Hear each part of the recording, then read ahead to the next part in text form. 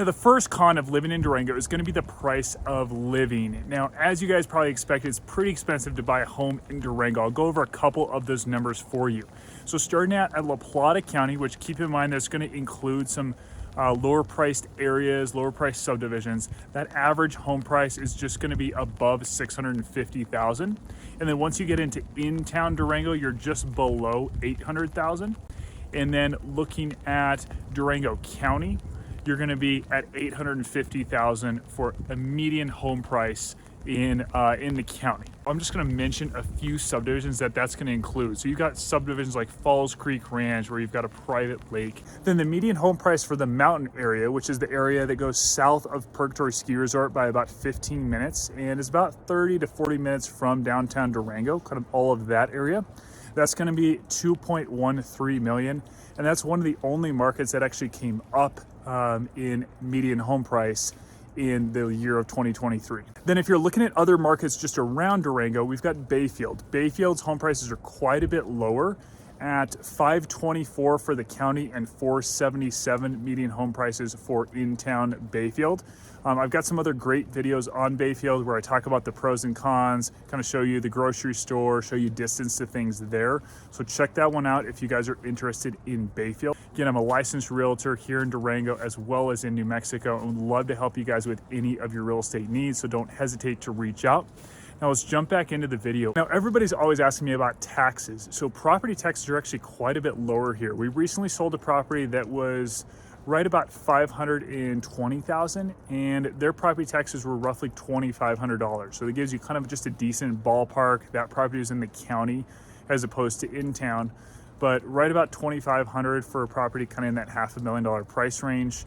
$800,000, you're still generally not above $3,000 in property taxes. Now I want to talk about some of the expenses you might not expect when buying a property. So one of those is HOAs, or homeowner associations. We've got quite a few HOAs in and around Durango, and most of them are going to cover stuff like road maintenance, snow removal. That way they kind of make sure that snow is getting removed. You're not trying to figure out some kind of agreement between the owners without having that HOA in place. But then there are some HOAs that cover a lot and have a lot of amenities included. A great example is the ranch that's up in the Animas Valley, about 12 to 15 minutes from downtown Durango. And they have about 26 ponds. About half of those are stocked with rainbow trout. They've got a tennis court, half-court basketball court. They've got access to the Animas River, a 31-acre nature preserve. So we've got a ton of really cool amenities, and there's a lot of other subdivisions like that have some really cool amenities that are offered for the price of their HOA. Then if you really don't want an HOA and want to have a little bit more freedom, then there are some things to consider, such as septics, wells. Some of these homes that are further away, further out of town, are actually not going to be able to have a well and would need to have hauled in water. So looking into the cost of that, just the logistics of some of those things. And by the way, guys, if you're trying to just kind of figure out what is best for me, would I want to be in an HOA? Is there an HOA that kind of allows me the kind of freedom that I want? Or you really want a home in the county where maybe you can put a couple guest houses on it, you can have chickens, you can have horses? Give me a call, shoot me a text. I'd love to go through, pull up a map and show you the different types of subdivisions, different properties, and even get the drone up in the air and give you kind of a property tour of what you're looking for and properties that you might be looking at online. Again, I'm a licensed realtor here in Durango as well as in New Mexico, and would love to help you guys with any of your real estate needs, so don't hesitate to reach out. Now let's jump back into the video. A few other things are propane, looking at if the property is on propane or if it's gas that's connected to the city.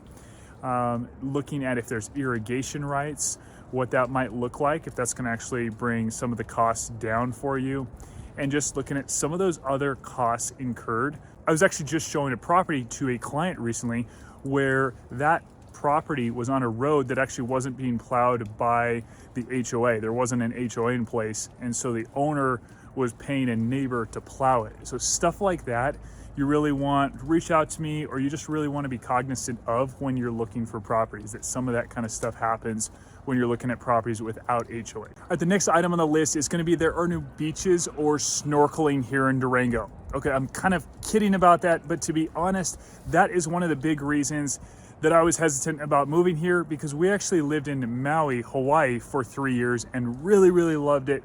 I'm crazy about Hawaii. And so I just kind of bring up that story to show you, if you guys are thinking, I really love the beach, I'm actually deciding between Durango and somewhere closer to the beach, feel free to reach out to me, because I'm more than happy to hop on a call with you and tell you all the epic things to do in Hawaii. That way you can plan a trip out there and still move here to Durango, because we'd love to have you out here, and I'd love to talk to you about all the awesome things in Hawaii to do, kind of show you the secret spots, the awesome places to go snorkeling. I just love Hawaii, so I love to talk about it. So happy to share that with you guys. But the actual next item on the list is really going to be kind of the lack of diversity in land if you're looking to buy land or property in general. There's also, just kind of a caveat with that, there's also a lot of kind of funky homes. So what I mean by that is a lot of custom homes where a person buying the land said, hey, Mr. Builder, this is exactly what I want. And some of those are just a little strange. There's like one house that I showed recently had a just kind of a guest house sort of thing, but then it really didn't have the right setup. It was just kind of a funky layout. And so you're looking at this like, what could I do with this? Could I close off a wall here? And then there's a kitchen, but then there's another kitchen, and the living room really doesn't flow well. So there's a lot of that you'll see. And going back to my comment about land, I was showing a couple from Texas some land recently. They were looking to get around 30 to 40 acres out here.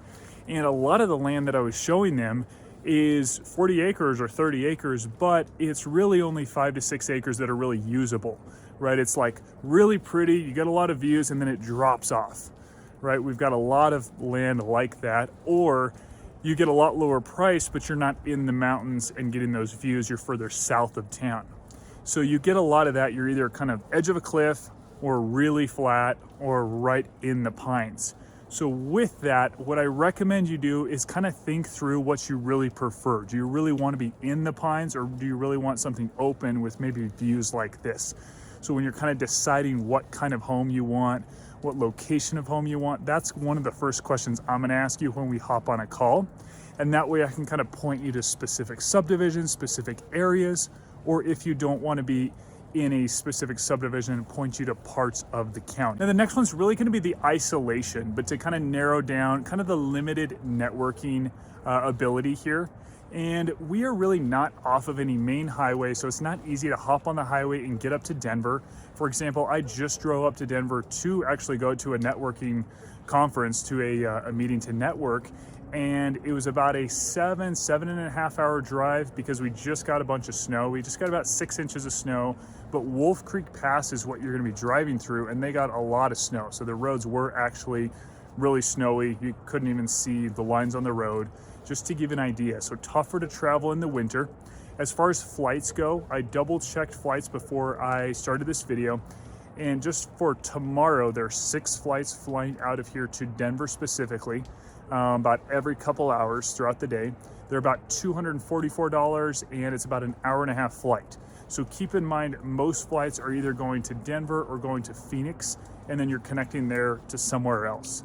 So that is going to be your negative. It's trickier to fly out of here as well in the summer sometimes. I had a friend come here, we were working on business stuff, and then it was tricky for him to even fly out because of monsoon seasons. So where we get a lot of lightning, the plane wouldn't even fly out, and it was delayed by about 3+ hours.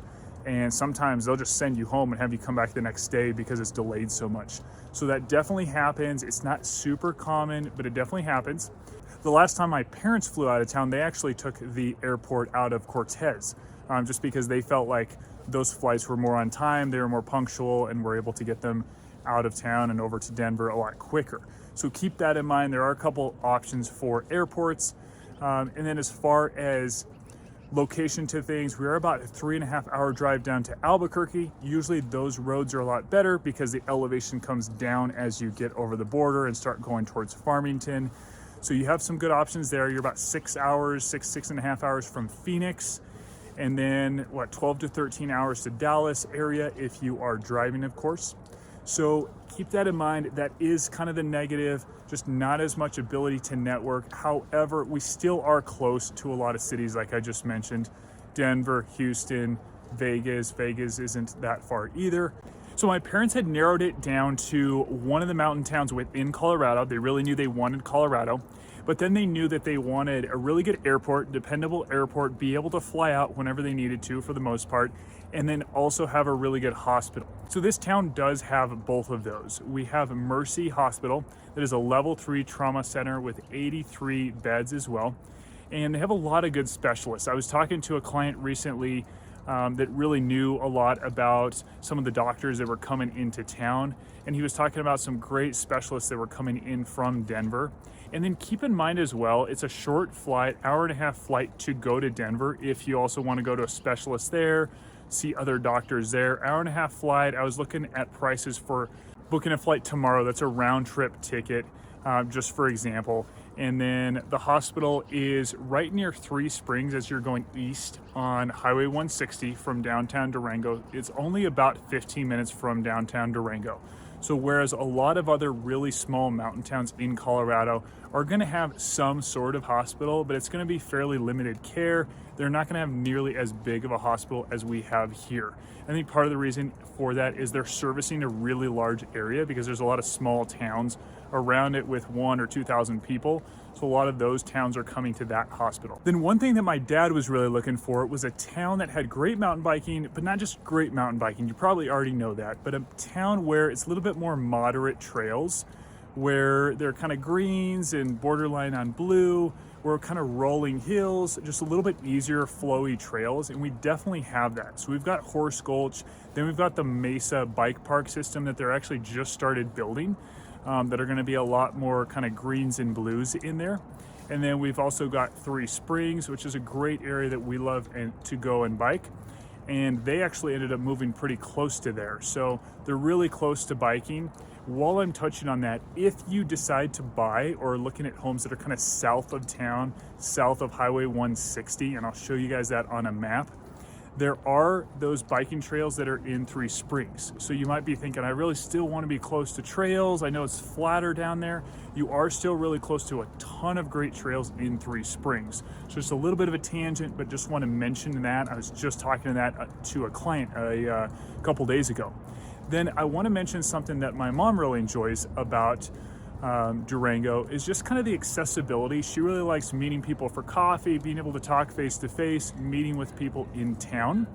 And so I think she really likes the aspect of the snow doesn't get too crazy in town, and they do a really good job of plowing the roads. The next thing is the lack of exclusive amenities or just amenities in general. I just drove up to Denver this last weekend, and for example, I was able to choose from a list of different gyms, from a gym that had all different kinds of free weights. They had a studio, they had a pool, they had a hot tub, they had a track, they had a rock climbing wall, they had all different kinds of things. We do have stuff kind of similar to that, but just on a much lower scale, smaller scale, such as the rec center.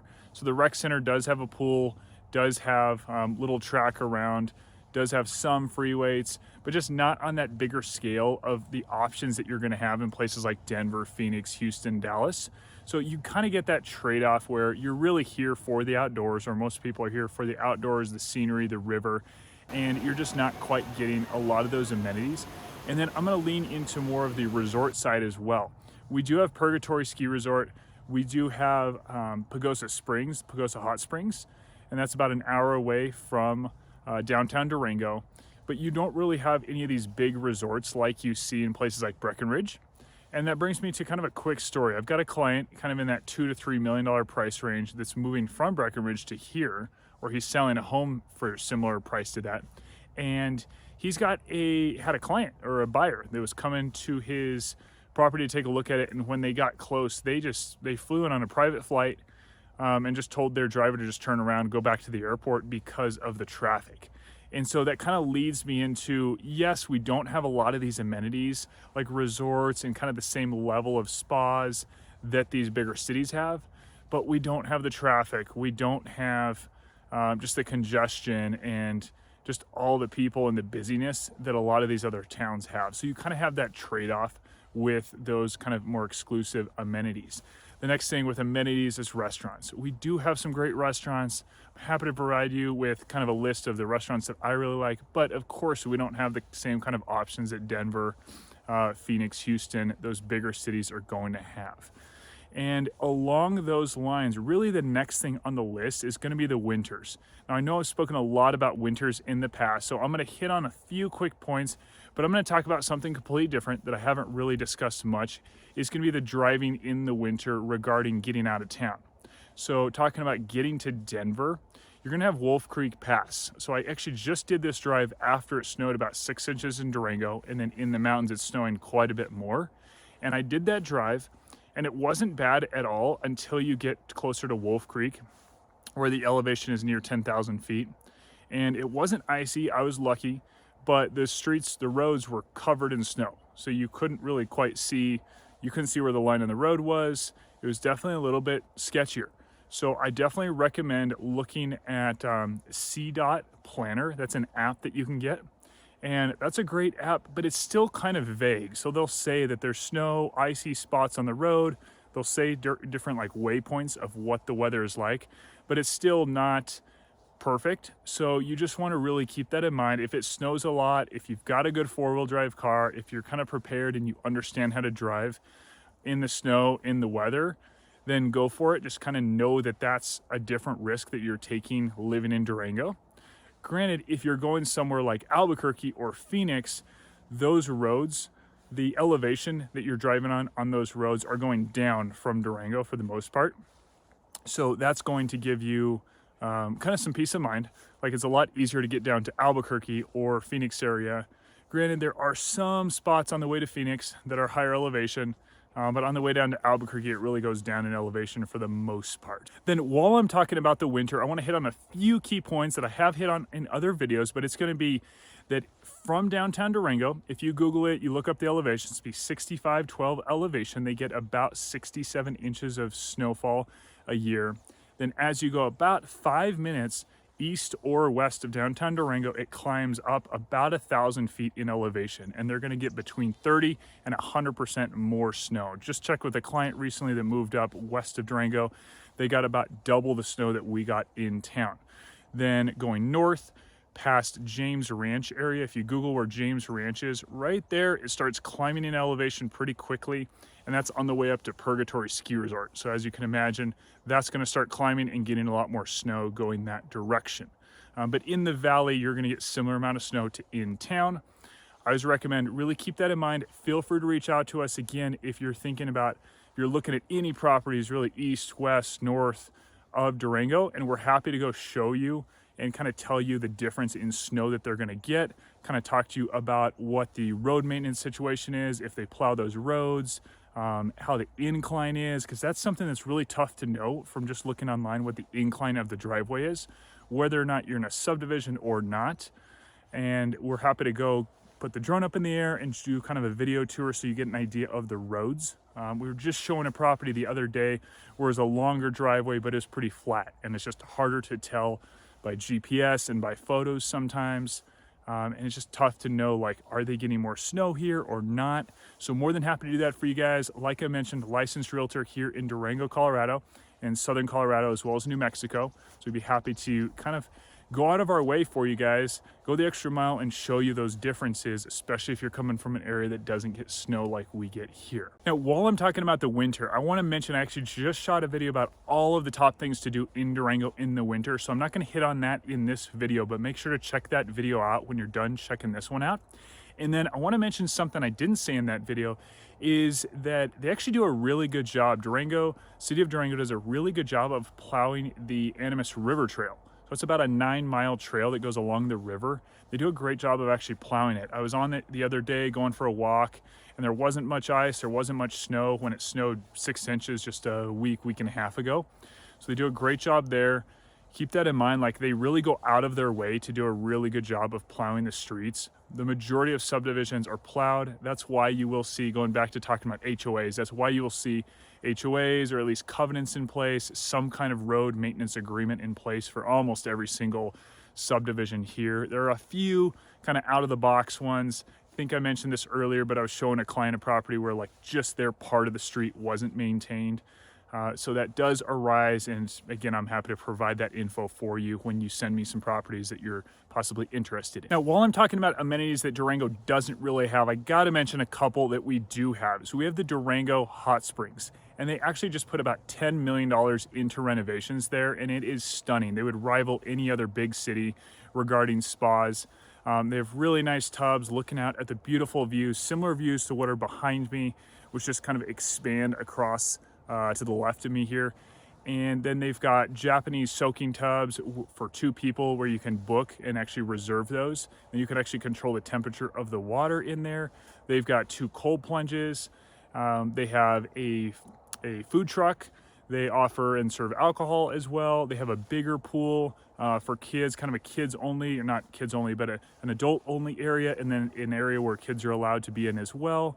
And then they also play music. I believe it was a couple days a week. They'll have live music there. So they just have a great atmosphere, really, really cool spot to check out. And then a few other things they offer is there's just a lot of events going on during the summer. They've got concerts in the park in the summer. So a lot of little kind of small town things, but where a lot of people show up and support each other. So there's a lot of different aspects to Durango besides just those bigger gyms, those bigger events that you have in places like Denver. Like you might miss some of those bigger concerts, but there's a lot of really cool things that kind of replace it. One thing I mentioned in a previous video is something called ski journeying, and that's actually up in Silverton, and I believe it's in January. And it's something where people put on skis and they're actually pulled by somebody riding a horse through this kind of course where there's ski bumps and all these it's almost like a little obstacle course, and it's really, really cool. So we've got stuff that's so out of the box that you would never find in places like Denver, Phoenix, Houston. So I just want to touch on some of the amazing parts of Durango as well. So I want to start with a little story kind of telling you about my parents' journey living here and then moving again within Durango. So they bought a home or actually built a home in Edgemont subdivisions, which is about 15 minutes east of downtown Durango. As I've mentioned in other videos, they get quite a bit more snow. So they get between 30% and about 100% more snow than in town Durango. So quite a bit. And so that was one of their concerns after living there for a few years, just kind of being tired of having to deal with the snow, getting the snow off of the roof, maintaining the snow. And part of it was they moved here in the year kind of 2018 range when that winter hit. And we got a ton of snow that year, probably double what our average snowfall is. So it was even more in their subdivision. So that kind of added onto it. But there also was some other concerns. They've got a lot of trails, which are awesome, but they also go kind of behind some of those homes. And so there's not quite as much privacy. A lot of those lots are fairly close together. You don't have much of a yard. And so I just want to show you a few other kind of nuanced things, reasons why they moved from where they're at now to south of town. The next thing my parents were really looking for was a milder climate. So in comparison, I was raised in Santa Fe till I was about 12, and then we moved down to south of Albuquerque, Bosque Farms, Las Unas, Peralta area. And then I went off into the military after that. And so just to show you kind of the places that they've been, they also lived out in California and they grew up in Nebraska. So they're used to that humidity and then really cold winters. So they didn't want to go back to something like that. And so they wanted that milder climate and just having a better climate in the summer especially. So Durango kind of hitting those mid 70s throughout most of the summer. And then there's days, maybe a couple weeks, we're in the mid 80s and it might hit 90. And that's why a lot of clients will actually call me saying, hey, this property doesn't have AC. This property doesn't have AC. And totally understandable if you want a property with AC. But even luxury homes, $1-2 million properties will have split AC units, and they'll do a really good job. They're really efficient, do a really good job of cooling down the property. So just want to hit on that real quick, because as we talk about weather, you'll notice that when you start looking at properties. And you'll also see a lot of properties with radiant floor heating, which makes it really tough to put AC in. So I just want to hit on that. I was just discussing it with a client just the other day quite a bit. And so I want to make you aware of that. And then on top of that, if we just compare to some of the other mountain towns in Colorado, most of the other mountain towns are getting quite a bit more snow, double if not more snow. And then their winters, our average temperature, our high in January is about 30-31 degrees, kind of your midday, about 2-3 p.m. And then in these other cities, the other towns throughout Colorado, Montana, Wyoming, I mean, your high is in the low 20s in a lot of these towns. Feel free to look it up. but that's a big comparison. And then the summers are still fairly similar. So it's really just gonna be your winters that are gonna be a lot more mild in Durango, and we're still getting a lot of snow. And you just drive 30, 35 minutes to Purgatory and you have a ton of snow, and you can go skiing, snowshoeing, ice climbing. We have Ouray, which has incredible ice climbing competitions. One of the only places that they actually create ice walls in North America, to my understanding anyway. So we've got tons of incredible amenities regarding winter, and yet we don't have the same temperatures and amount of snow in town anyway that a lot of these other mountain towns get throughout Colorado. Hey guys, we're more than happy to hop on a Zoom call with you, pull up Google Earth and show you specific areas that might fit what you're looking for. If you're really looking for trails, if you're really looking for water, or just peace and quiet. And if you have any specific questions on this video, happy to go through those with you specifically. Like I mentioned earlier, happy to get the drone up in the air for you and do a property tour or subdivision tour for you. Guys, like I mentioned, I'm a licensed realtor here in Durango in Southwest Colorado. Don't hesitate to reach out. You can call, text, email, days, nights, weekends if you're even thinking about moving here to Durango. Really appreciate you watching. Make sure to subscribe, like this video, and throw in a comment where you guys are watching this video from, where you're moving from. Really appreciate it, and we'll see you soon.